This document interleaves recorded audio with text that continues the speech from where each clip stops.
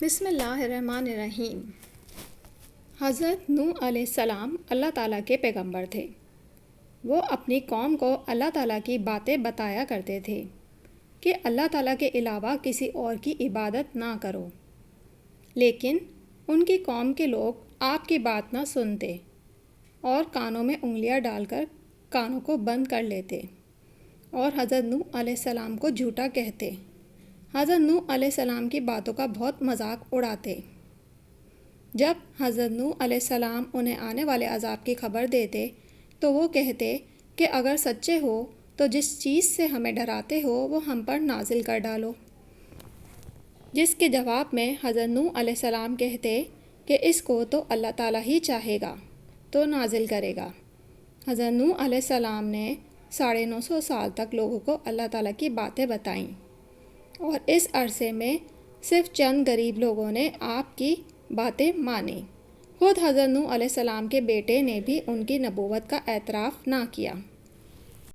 جب حضرت نوح علیہ السلام کی قوم کی نافرمانیاں حد سے بڑھتی ہی چلی گئیں تو اللہ تعالیٰ نے حضرت نوح علیہ السلام کو ان کی قوم پر آنے والے طوفان کے عذاب کی خبر دی اور کہا کہ اب کوئی اور ایمان نہیں لائے گا، اور حکم دیا کہ وہ ایک بڑی کشتی تیار کریں۔ حضرت نوح علیہ السلام نے اللہ تعالیٰ کے ماننے والے چند لوگوں کے ساتھ مل کر یہ کشتی بنانی شروع کی۔ یہ ایک بہت بڑی کشتی تھی جس کو انہوں نے جنگل میں لکڑی سے بنانا شروع کیا اور لوگوں کو بتاتے رہے کہ جلد طوفان آنے والا ہے۔ نافرمان لوگ آپ کا مذاق اڑاتے، پوچھتے کیا بنا رہے ہو؟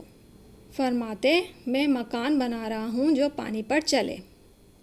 یہ سن کر وہ ہنستے کہ آپ جنگل میں کشتی بنا رہے ہیں، اور کہتے پہلے تو آپ نبی تھے، آپ بڑھئی ہو گئے، اور یہ کشتی چلے گی کہاں؟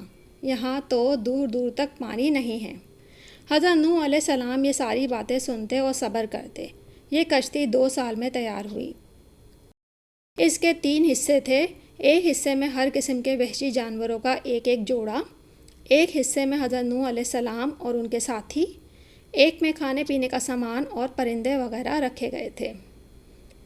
پھر جس دن اللہ تعالیٰ کا حکم ہوا تو طوفانی بارش شروع ہوئی اور زمین میں سے پانی ابلنا شروع ہوا، اور ایسا خوفناک طوفان آیا کہ بلند پہاڑوں سمیت ہر چیز پانی میں ڈوبتی چلی گئی۔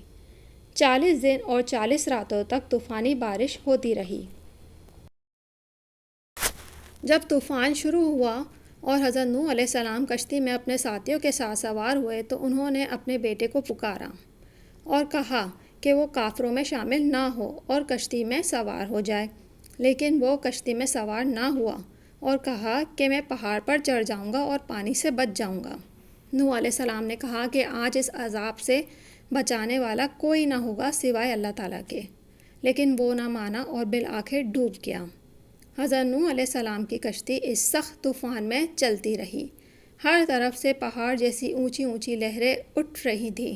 پھر جب اللہ تعالیٰ نے حکم دیا تو طوفان تھما اور پانی اترنا شروع ہوا، اور کشتی ایک پہاڑ کوہ جودی کی چوٹی پر آ کر رک گئی۔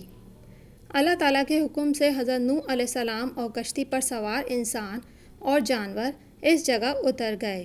یہاں پہنچ کر حضرت نوح علیہ السلام نے اپنے ساتھیوں کے ساتھ اللہ تعالیٰ کا شکر ادا کیا اور شکر کا روزہ رکھا۔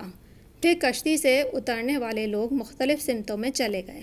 اس طرح دنیا نئے سرے سے آباد ہونا شروع ہوئی۔